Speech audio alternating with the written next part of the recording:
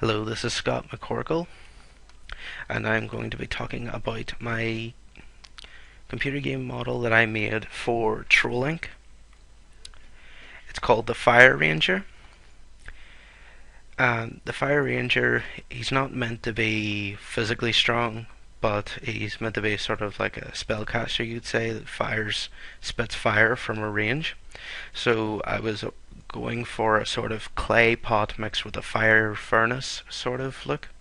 So it still looks like it can cast spells, but that it could easily be destroyed with a couple of physical hits. So as we can see, I've went for a sort of Aboriginal art movement style. So your typical black, red, white colors. That was just a color diffuse and a bump map made for it.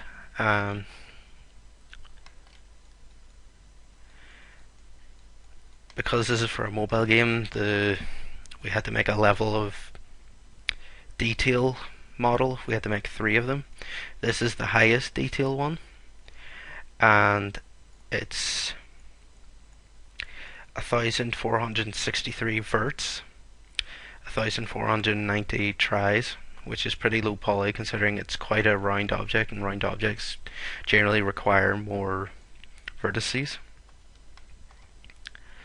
There's a lot of level of detail in this, and there's even, to avoid invisible planes that display through the object, are easily are removed. That takes up more tries and verts. So I was relying mainly on making a very good color map to make it better, and just trying to optimize it as much as possible. The second one is 891 verts, and the one after the first one, LOD0 is the first one. Then it goes to LOD01, that's slightly lower poly, because it'll be slightly further away and we don't want a drastic difference. And then, as you can see, LOD2, it's very blocky, and that's because it's a long distance away and no one will notice it, as we see here. There's LOD2. It's not, the change isn't that noticeable. So anyway, I also created a particle effect for this.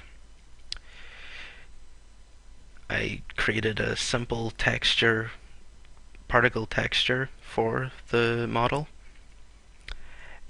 in Photoshop. This is the black background, just to let you see that it's actually just white, and then you change color of it using the particle editor in Unity. And as we see, the particle effect, I just messed around with the emission, the shape of them. It's a cone shape going out to kind of give it that sort of fire effect. Color over lifetime, it gradually fades into different shades of colors, from darkish red to a sort of light yellow. Even change the size over time, and rotated them a bit as well during their lifetime. Then of course made sure to add the particle effect material onto it, so it would be see-through, that you wouldn't see white or anything.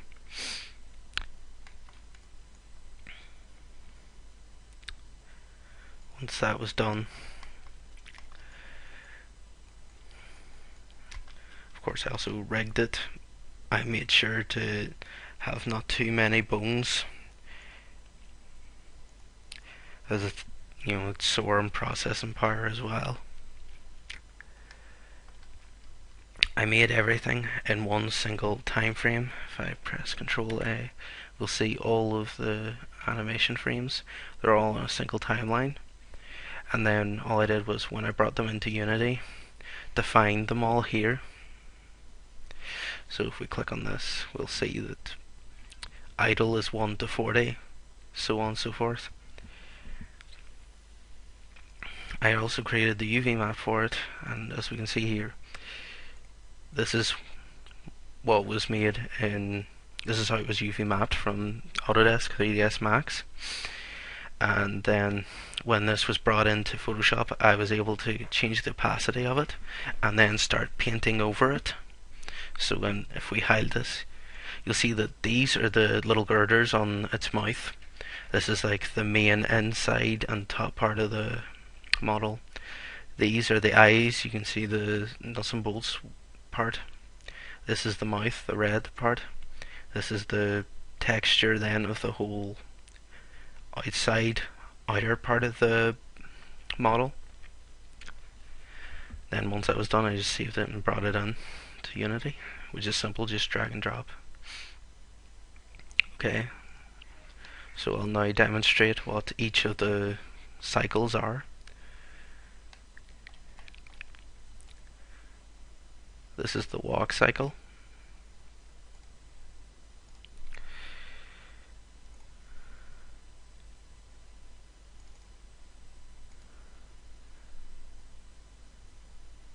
The attack. There's 3 attack ones. Attack 2. Oh.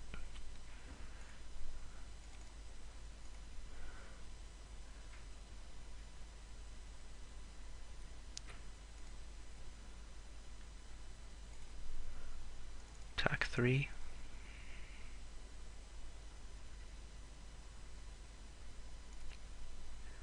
This depends on all the different levels of attack, you know, strong and weak. This is attack 4.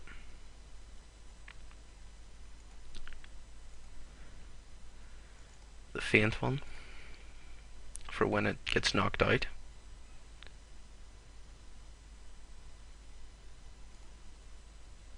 So as you can see, the particle effect doesn't go through the mesh, and that's what we want. This is for when it's idle too much, you know, when it's waiting around.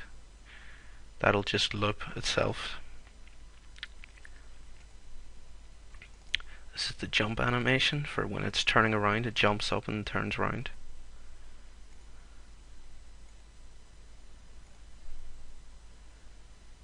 And that's all of the animation cycles for it.